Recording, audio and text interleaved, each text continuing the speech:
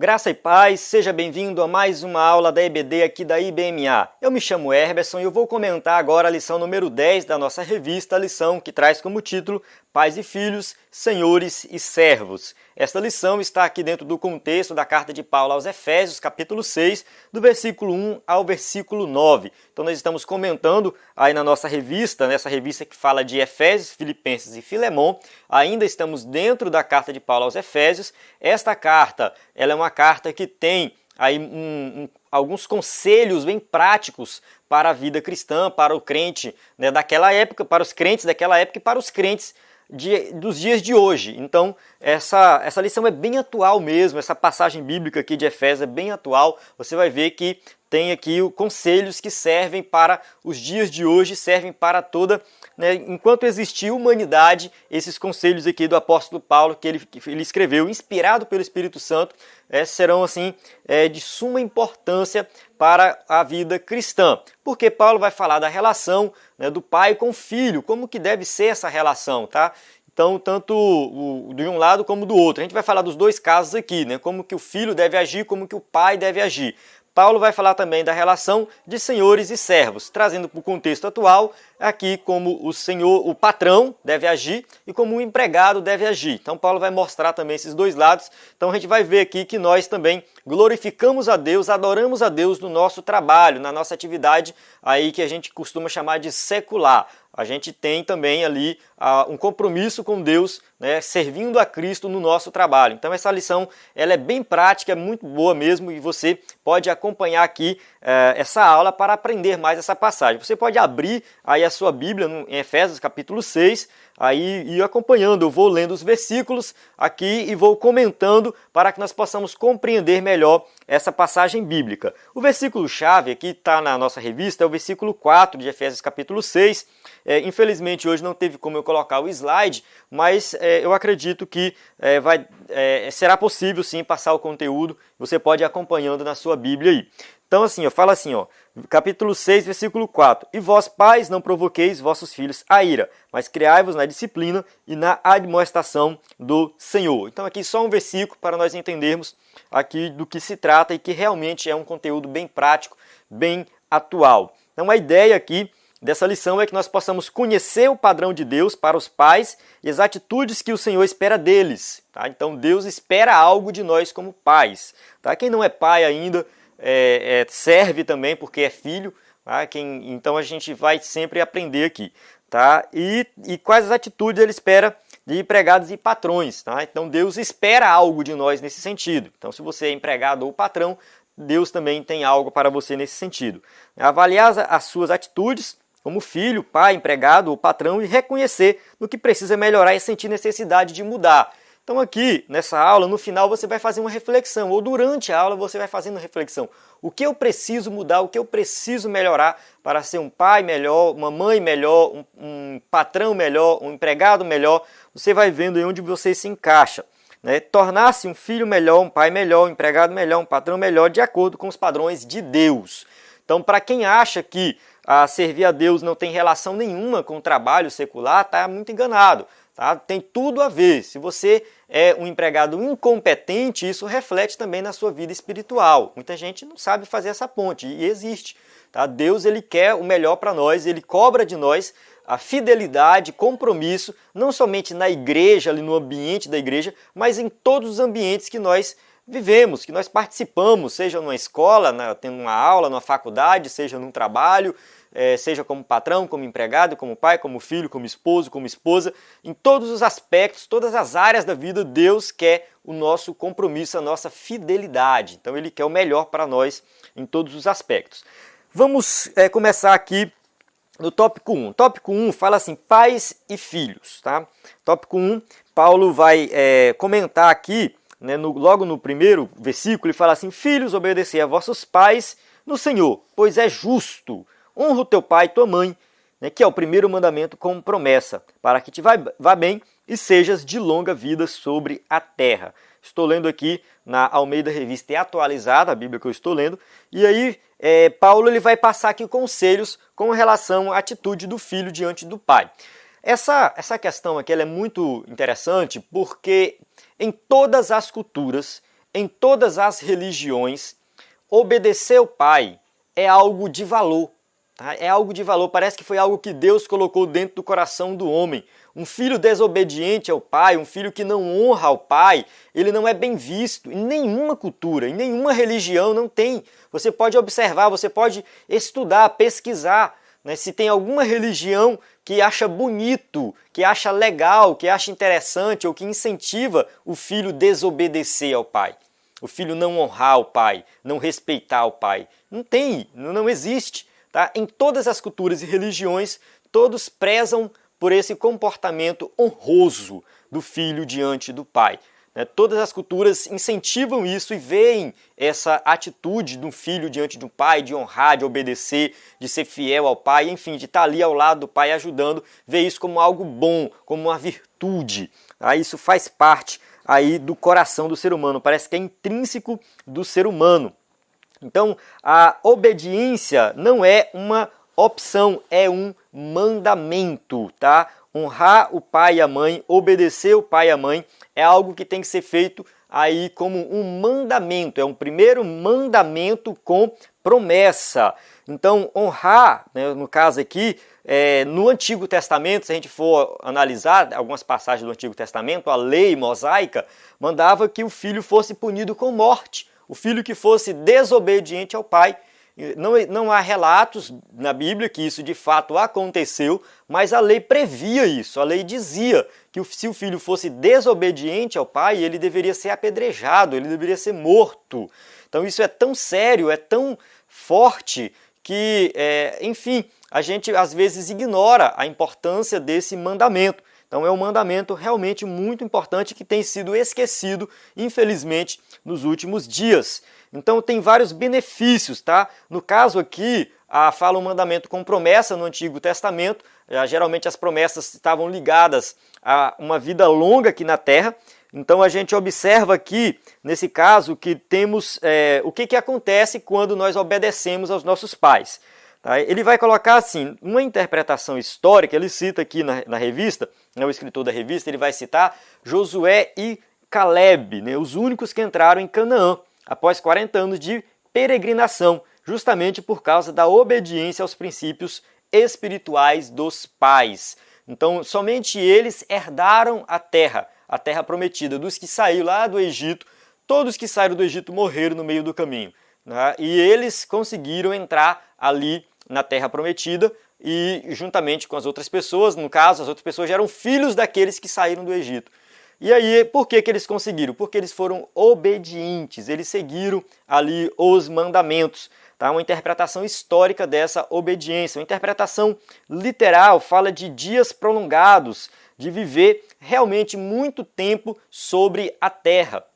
Então, aqui esse mandamento aqui está dizendo o seguinte, que se você honrar o seu pai, a sua mãe, ser obediente, existe sim a possibilidade de você viver muitos anos. Tá? Não é uma regra, né?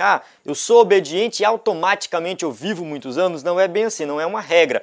Mas se você observar, aquele filho desobediente, aquele filho que não honra o pai e a mãe, geralmente ele não vive muito tempo. Geralmente acontece algum acidente, enfim, ele tem às vezes uma morte trágica, acaba não sendo algo muito bom para a sua vida sobre essa terra. Então tem aí que realmente nós temos que obedecer o nosso pai, a nossa mãe, honrá-los por toda a nossa vida para que nós possamos realmente viver bem sobre essa terra, viver muitos anos. Lá em Provérbios capítulo 17, versículo 25, vai falar assim, ó, Provérbios 17, 25, o filho insensato é tristeza para o pai e amargura para quem o deu à luz. Tá? 19, 26, também mais um provérbio que fala assim, ó, o que maltrata seu pai ou manda embora a sua mãe, filho é que envergonha e desonra.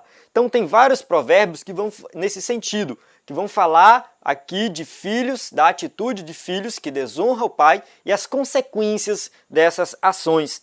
E nós podemos ir um pouco mais a fundo e dizer que tem também uma interpretação espiritual. Aquele filho, aquela filha, né, que honra o pai e a mãe, que obedece o pai e a mãe, ele também tem uma vida espiritual estruturada. É uma pessoa que realmente cresce na vida espiritual e vai herdar as bênçãos espirituais que Paulo cita lá no começo da carta, né, capítulo 1 ali, capítulo 2 também, Paulo vai falando das bênçãos espirituais. Então, quem honra o pai e a mãe também herda essas bênçãos espirituais. Aqui o escritor fala o seguinte, que há uma diferença entre obedecer e honrar. Obedecer significa agir de acordo com as instruções recebidas.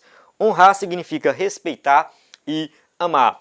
Aqui, alguns autores colocam assim, que quando o filho está na dependência do pai, ele vai obedecer e honrar. Tudo que o pai falar, ele vai fazer. Ele tem que ser obediente. Depois que ele sai da dependência do pai, ele não tem mais a obrigação, talvez, de obedecer, mas ele continua honrando o pai. Ele continua ajudando o pai quando for necessário, ele continua, quem sabe, até quando o pai estiver idoso, cuidando do pai, fornecendo, quem sabe, assim, coisas materiais mesmo. Às vezes o pai precisa de um dinheiro, às vezes precisa de alguma ajuda financeira e o filho está lá para ajudar, para dar o suporte. Às vezes o pai está doente, ele vai até o hospital, vai cuidar do pai. O filho que abandona o pai na velhice, ele se enquadra até na lei, de acordo com a lei brasileira, como um criminoso. Ele pode ser preso. Existe na lei, aí eu não lembro agora qual a lei, o artigo, mas diz exatamente lá que, né, se ele abandonar os seus pais idosos, ele pode sim aí sofrer penalidade, ser até preso por causa disso. Constitui-se um crime, de acordo com a Constituição. Então, tanto na lei de Deus quanto na lei do homem, né, o filho ele tem que honrar o pai por toda a sua vida.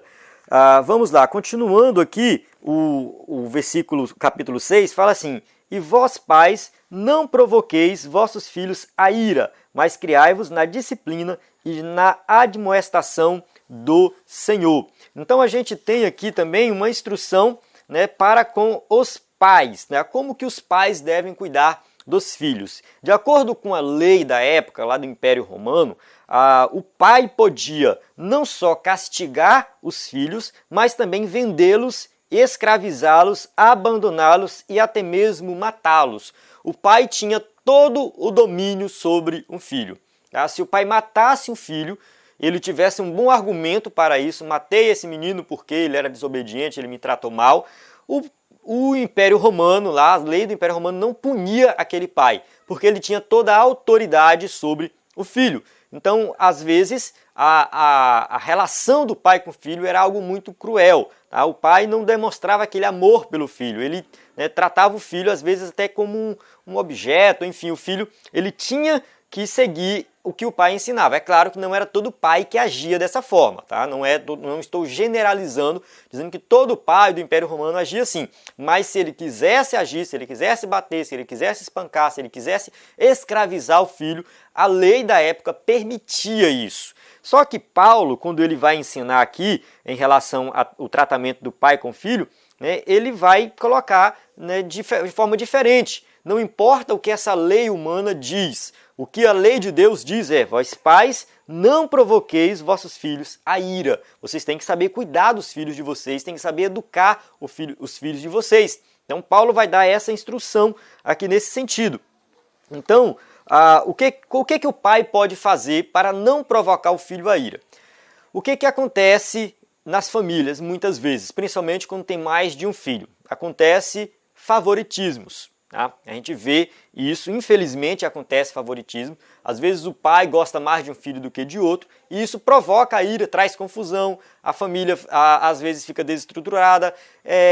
Nós temos exemplos bíblicos disso. A gente tem o caso de Isaac, que tinha, né, Isaac e Rebeca, eles tinham dois filhos, eles tinham Jacó e Esaú. Isaac gostava de Esaú, Rebeca gostava de Jacó. E a gente sabe o fim da história. Tem uma confusão muito grande. Um querendo ajudar um filho, outro querendo ajudar outro filho. E até que, enfim, teve um filho querendo matar o outro, né? No caso, Esaú querendo matar Jacó. Jacó teve que ir embora. E foi uma confusão muito grande por causa dessa questão da preferência, priorizar um filho. Tá? Trouxe ira naquela casa, provocou ira nos filhos. A gente tem o exemplo também depois do próprio Jacó, Tá? O próprio Jacó tem 12 filhos e a gente sabe da história também que ele gostava mais de um, que era José. Ele deu uma túnica para José. Parece que ele prioriza ali José. Tá? Fica bem claro no texto que ele fazia isso. Então a gente vê também que isso não foi uma coisa muito boa, os outros irmãos ficaram com inveja. É claro que não justifica o que os irmãos fizeram, mas tudo estava diante da mão de Deus, Deus sabia o que estava fazendo ali. Mas a gente observa que foi um erro de Jacó, né, querer gostar mais de um filho do que dos outros. Então quando um pai tem essa questão de favorecer mais um filho do que outro, pode provocar a ira. Então o pai tem que ter esse equilíbrio e amar os dois assim de forma igual, e pelo menos tentar demonstrar esse amor, atitudes de amor para com os dois de forma igual, 2 ou 3 ou 4, enfim, não sei quantos filhos você tem, mas não priorizar um filho específico, né? Outra forma de provocar ira nos filhos é o silêncio gélido, é falta de diálogo. Acontece muito do pai não conversar com o filho, não trocar ideia, não procurar saber o que o filho está vivendo, principalmente na adolescência. Isso acontece muito, o adolescente precisa de ajuda, precisa conversar, às vezes desabafar. E o pai, ele ignora o filho. A gente tem na Bíblia o caso de Davi e Absalão, né? Davi não conversa com Absalão, tem todo um problema lá na casa, ele não conversa com Absalão, Absalão vai embora, Absalão volta depois, e depois Absalão toma o reino de Davi. Então pode observar que não tinha diálogo entre Davi e o seu filho, ou os seus filhos, né? Quem sabe ele não tinha tempo para conversar com os filhos, né? Nós não sabemos exatamente como que era o contexto da vida de Davi, mas dá para perceber que Davi parece que não dava muita conversa para os filhos e trouxe aí vários problemas. Então, o pai, ele tem que dialogar, ele tem que conversar com o filho. Tá? Ele não pode tratar o filho com palavras ásperas, com agressão física. Tá? Tem pai que, né, na hora de corrigir, pega muito pesado, acaba, né, agredindo, acaba indo para o outro lado, não cumpre o propósito da disciplina como deveria ser. Então, a gente observa realmente alguns pais falhando aí com relação à criação dos filhos. Mais uma coisa, a questão de que o pai tem que conhecer o filho a tal ponto dele incentivar o filho a crescer na vida e não menosprezar o filho. Tem muito pai que só sabe falar assim, tu não presta, tu não vai chegar em lugar nenhum, tu não é ninguém.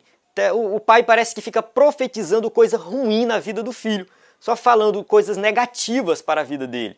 E o pai não deve ser assim. O pai, ele tem que incentivar o filho a crescer na vida. Olha, meu filho, você errou, mas você é bom, tá? Você pode levantar, você pode ir lá e fazer melhor do que isso. Você é capaz, você pode vencer. Tem que ser coisa positiva e não coisa negativa. Então, o pai que trata o filho sempre dessa forma, de coisa negativa, só negativando. Eu falo pai aqui, mas é pai e mãe, tá?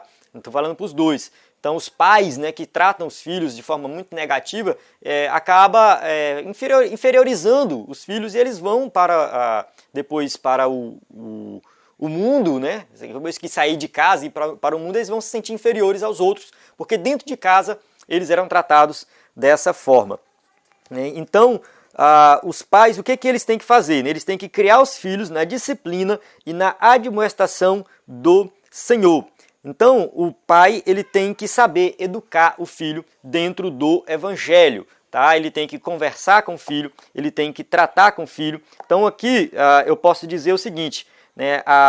Criar os filhos quer dizer alimentar, nutrir, né? Dar amor, encorajar, fazer realmente com que o filho ali ele aprenda, né? a viver na vida como um todo, mas com carinho, com amor, né, sendo nutrido. O pai tem que ensinar o filho a viver a vida, tá? Ele tem que ensinar realmente como que a vida funciona.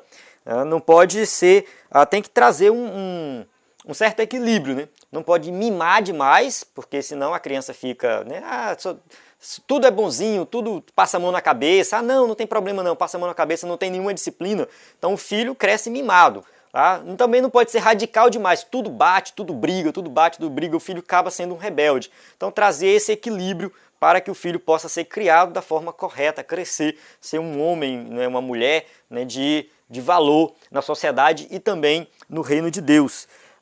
O pai tem que ensinar o filho também a ouvir não. Desde criança o filho tem que aprender a ouvir não.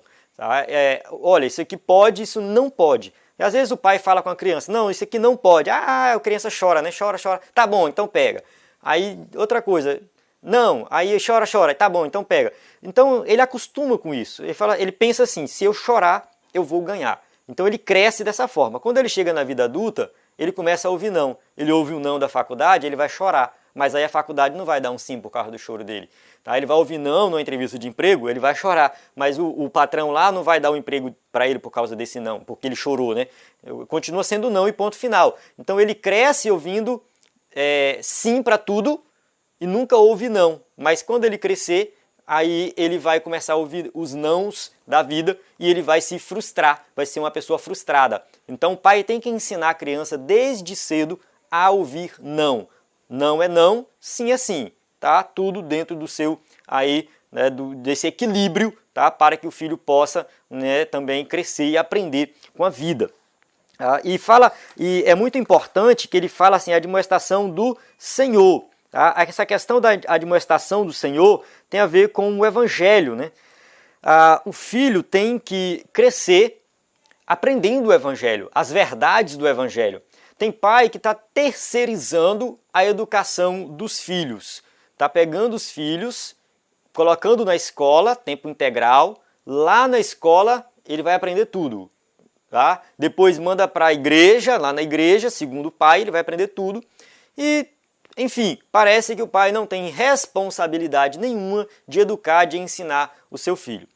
E aí, confiando na escola, confiando na igreja, o filho pode aprender coisas erradas, da maneira errada.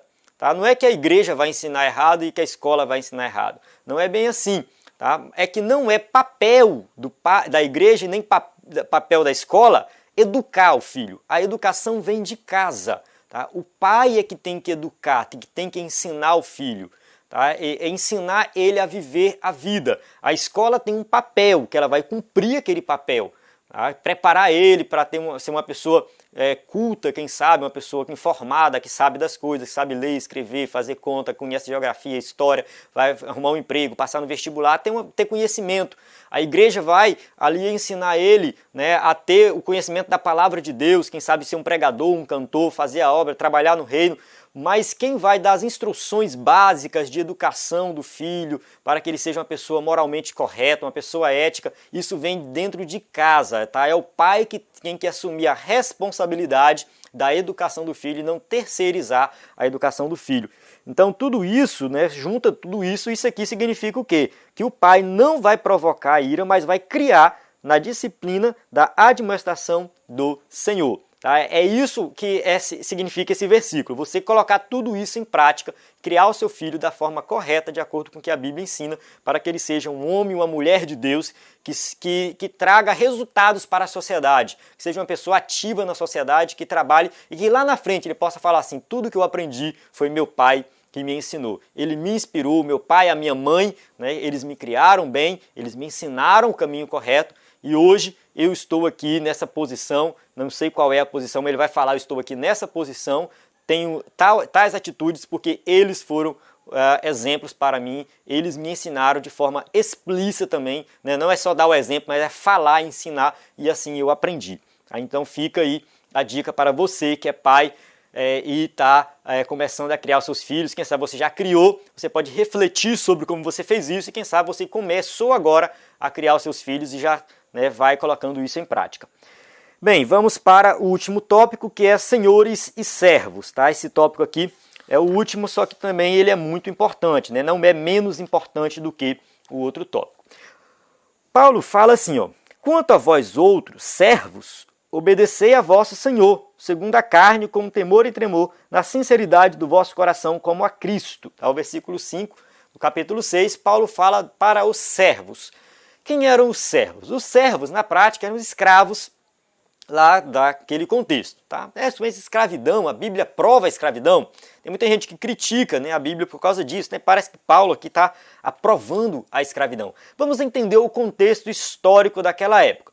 Era muito comum a questão dos escravos naquela época, porque a escravidão não era não foi assim igual à escravidão que teve aqui nas Américas, tá? Na América do Norte, Central, América do Sul, né? Aqui no Brasil teve a escravidão. A escravidão que teve aqui foi uma escravidão dos negros, que eles foram trazidos da África, né, em condições precárias, e pelo fato deles serem negros, eles foram escravizados, considerados inferiores, e infelizmente até mesmo a igreja oficial da época aprovava a escravidão, né, enfim, infelizmente isso aconteceu.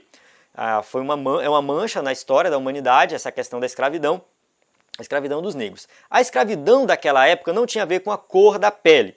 A escravidão acontecia às vezes por causa da guerra, tinha guerra, e aquele povo que perdia a guerra, os derrotados, muitas vezes eram levados como escravos. E eles aceitavam aquela posição porque de fato eles foram derrotados e agora eles tinham que servir como escravos. Às vezes a escravidão vinha de uma dívida, uma pessoa pegava dinheiro emprestado, ia pegando dinheiro emprestado e não conseguia pagar. Essa pessoa se via na situação onde ela não tinha para onde ir e, de acordo com a lei da época, ela tinha que se vender como escrava para aquela pessoa que ela pegou o dinheiro, né? Ela pegou o dinheiro, gastou tudo, não pagou, então ela tem essa dívida, ela vai servir agora como escrava daquela outra pessoa. Isso podia acontecer com qualquer um, podia ser um médico, podia ser um engenheiro, podia ser um professor de literatura da época, alguém muito conhecido, que de repente se viu nessa situação e se tornou um escravo. Então a escravidão ali era muito comum, havia cerca de 60 milhões de escravos no Império Romano, de acordo com o livro aqui do Hernani Dias Lopes, comentando Efésios, ele fala isso, 60 milhões de escravos. Tá? Tinha cidades na época que a maior parte da população era escrava, a maior parte. Tá? Então realmente era muito comum. Nas cidades assim, de 500 mil habitantes, 300 mil eram escravos. Isso era comum. A cidade de Corinto, a cidade de Éfeso, todas essas cidades, né, tinham muitos escravos, milhões de escravos mesmo no Império Romano. Então a escravidão era muito comum. Então essa relação de senhor e servo era algo muito comum. Dentro da igreja da época tinha muitos senhores crentes e muitos servos crentes. Por isso que o apóstolo Paulo vai passar essa instrução aqui. De acordo com a lei da época, tá, o senhor, ele tinha o escravo não como uma pessoa, mas como uma coisa. Ele era como se fosse um objeto.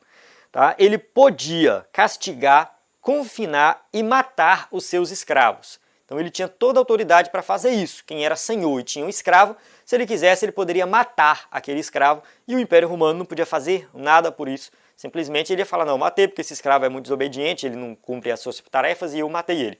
Pronto, acabou. Então ele tinha todo esse poder sobre o escravo. A relação entre senhor e servo era muito variada.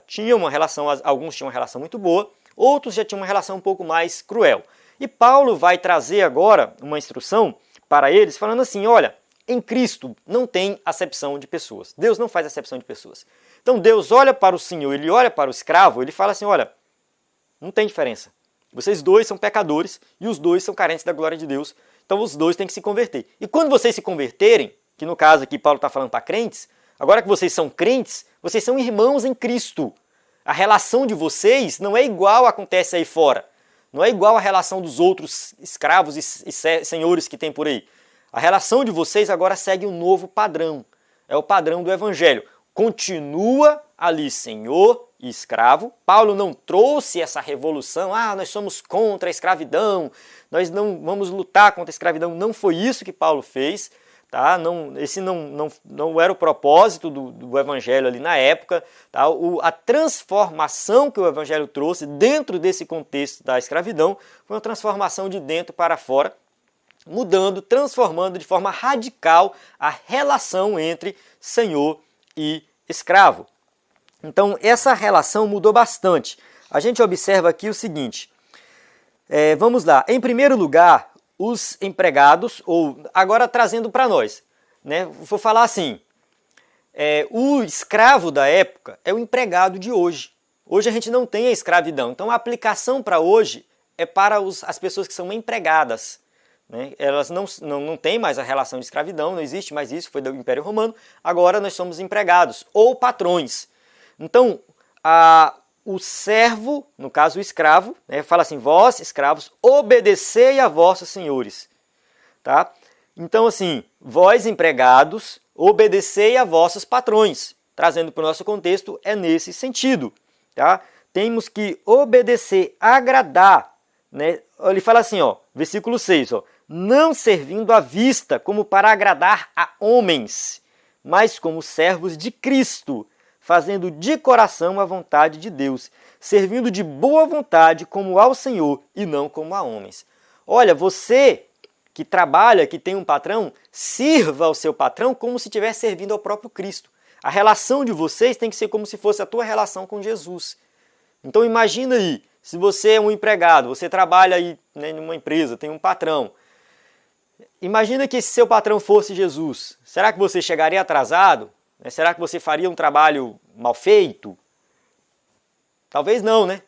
Se você tivesse lá Jesus, né, como sendo seu patrão, talvez você faria assim, não, eu vou fazer um trabalho bem feito, eu vou chegar cedo, eu vou trabalhar, dar o meu melhor lá no meu emprego, porque Jesus é o meu patrão. E é isso que Paulo está falando. Sirva ao seu patrão como se o próprio Cristo fosse ele. Tá? Sirva dessa forma. Né? Não como se você estivesse servindo a homens, mas servindo como se estivesse servindo ao próprio Jesus Cristo. E, infelizmente, a gente vê em empresas, empregados, funcionários que são relaxados, fazem um serviço muito mal feito e são crentes. Deveriam dar exemplo. O que Paulo está querendo dizer é assim, olha, vocês que são crentes têm que impactar a sociedade em todos os aspectos. Vocês têm que ser os melhores alunos das faculdades, os melhores empregados das empresas. Vocês têm que ser o melhor em tudo. Tudo que vocês fizerem na vida, façam como se estivesse fazendo para Jesus. De acordo com o pensamento cristão correto, não existe esse dualismo de vida secular e vida espiritual. A gente fala muito a vida material e vida espiritual, vida material e vida espiritual. Para os crentes da igreja primitiva, para os crentes do Antigo Testamento, não existia essa diferença. Tudo é espiritual. Então o seu trabalho também é espiritual. Lá no seu trabalho você também serve a Cristo, você honra a Cristo fazendo um trabalho bem feito. Dessa forma, o empregado ele vai honrar a Cristo trabalhando bem para o seu patrão. Né? Isso aí é algo muito, muito, muito importante para a vida cristã. Temos que dar exemplo em todas as áreas. Tá? O Hernando Dias Lopes coloca assim, ó, um empregado crente, mas infiel, que faz corpo mole, que trai o seu patrão, sua empresa, que não dá o melhor de si, está traindo o próprio Senhor Jesus Cristo. Parece pesado, né? Mas é o que está na palavra de Deus. A instrução aqui que Paulo escreve, inspirado pelo Espírito Santo, é que nós temos que dar o nosso melhor, o nosso trabalho, como se nós estivéssemos servindo a Cristo. E tem agora o outro lado, o dever do patrão. Né? Qual a relação do patrão agora com relação ao empregado? Como que ele deve agir, tratar os empregados? Talvez você que está me ouvindo não seja empregado, talvez você seja patrão. E aí, como que funciona isso? Versículo 9, Paulo fala assim, e vós senhores, ou seja, vós patrões, de igual modo, procedei para com eles, deixando as ameaças, sabendo que o Senhor, tanto deles como vosso, está nos céus, e que para com ele não há acepção de pessoas. Então façam com eles, assim como vocês querem que sejam feito com vocês. É o que Jesus disse, né, em Lucas 6,31, né? Como quereis que os outros vos façam, assim também fazei a eles. Então, se vocês quiserem ser bem tratados, vocês têm que tratar bem os outros. Então, você que é patrão, você, eu sou chefão, eu que mando aqui, tudo bem, você é o chefe, mas respeite o seu empregado, trate bem ele, pague um salário justo, né? Saiba conversar com ele, não chame a atenção dele em público, mas chame em particular, vai lá, leva ele em particular, conversa com ele, né? Fala com ele se ele errou em alguma coisa, tenta ajudar da melhor forma possível. Tem gente que quer se exaltar porque está no posto de gerente, de patrão, de chefe, já começa a querer mandar de forma autoritária. Essa não é a maneira correta. Tá? Jesus ele não ensinou desse jeito. A gente observa aqui, deixa eu ver aqui a questão da autoridade, né? Tem gente que quer impor a autoridade. E aqui o Hernando Dias Lopes ele fala de dois tipos de autoridade, a imposta e a adquirida. Né? A verdadeira autoridade não é aquela que impomos pela força, mas aquela que conquistamos pelo exemplo. Então você que quer ter autoridade, você tem que dar o exemplo. Você tem que ser aquele que serve da melhor forma possível. Tá? O Hernando Dias Lopes até coloca aqui, né, que um provérbio africano, né? O chefe é o servo de todos. Jesus também disse algo parecido, né? Ele disse que aquele que quiser ser grande entre os outros deve ser servo de todos. Mateus 20, 27. E a gente observa na Bíblia vários exemplos de pessoas que chegaram a cargos de liderança, mas antes de chegar lá, eles serviram, né? Eles foram, assim, servos para depois serem governantes. A gente tem José, tá? José do Egito, né? Ele serviu primeiro, ele foi escravo em Potifar, depois ele foi preso. Depois que ele chegou a ser governador do Egito, tá? Ele foi servo para depois ser governador. Moisés também foi servo primeiro. Josué, Davi, Neemias, todos esses passaram por um processo de servidão para depois chegar no cargo de liderança. E quando eles chegaram no cargo de liderança, ali sim é que eles serviram de forma mais profunda, de forma mais completa, dando o exemplo de servidão, o exemplo de liderança. Todos esses aqui, se você for estudar a vida deles, você vai ver que eles dão um exemplo. Tá? É realmente um padrão para a nossa vida, para nós olharmos para esses homens aqui, José, Moisés, Josué, Davi, Neemias, dentre outros, que a Bíblia vai citar, né, e trazer como padrão para nós, para o nosso comportamento. Você que quer ser um bom patrão, um bom chefe, você tem que seguir esse padrão aqui. Tá? De você respeitar o seu empregado, pagar um salário digno, né, tratar bem realmente e servir, dar o exemplo servindo. Vai na frente, faça primeiro, mostre como que faz, sirva da melhor forma possível que você vai ser aí um patrão, né, um grande patrão, né, um grande chefe. Né? E aí Paulo fala, né, que Jesus ele é senhor do empregado e ele é senhor, né, do patrão. Então os dois têm o mesmo senhor. Então os dois pode-se dizer que estão no mesmo patamar, um não é superior ao outro. Amém? Então eu chego aqui no final da aula, né, a conclusão diz assim, os padrões que a Bíblia estabelece para o relacionamento entre marido e mulher, pais e filhos, senhores e servos, são atuais e plenamente possíveis de serem praticados. Afinal, o próprio Cristo que os estabeleceu é quem vai nos ajudar a colocá-los em prática. Tem gente que pode olhar para isso aqui e falar, não, isso está muito longe de ser alcançado, jamais vou alcançar esse padrão de comportamento, esse padrão de vida. Mas é Jesus que vai nos ajudar. Nós, como crentes, nós temos o Espírito Santo dentro de nós. O Espírito Santo nos guia, nos auxilia, nos mostra, nos ensina, tá? Tudo que a gente precisa para viver uma vida cristã digna. Então você que é crente, que é servo de Jesus, você pode sim viver uma vida cristã dentro desse padrão que Paulo ensina aqui nas Escrituras para oferecer o melhor no reino de Deus, na sociedade. Você pode fazer isso, mas capacitado pelo Espírito Santo. A igreja foi estabelecida também para servir de modelo nos relacionamentos para toda a sociedade. É verdade que nem sempre isso acontece, mas sem ela o mundo seria muito pior. É claro que a igreja não é perfeita, nós não somos perfeitos, mas nós temos que servir de modelo para essa sociedade. O mundo tem que olhar para nós e falar assim, aquele povo ali é diferenciado, porque aquele homem ali, ele é o melhor na empresa dele, tá? Como funcionário. Aquele outro ali é o melhor que tem, é o melhor patrão que tem, é crente, então ele dá um exemplo de melhor patrão. Aquele ali é um bom esposo, uma boa esposa. Então a gente tem que servir exemplo de todos os aspectos dessa sociedade. Tá? Nós servimos a Cristo, que é o nosso Senhor Supremo, e diante dele nós temos que fazer o melhor aqui nessa vida. Amém?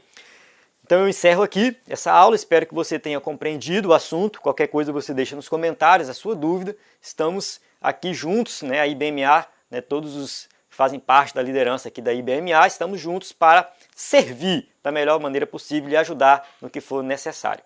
Graça e paz, até a próxima aula.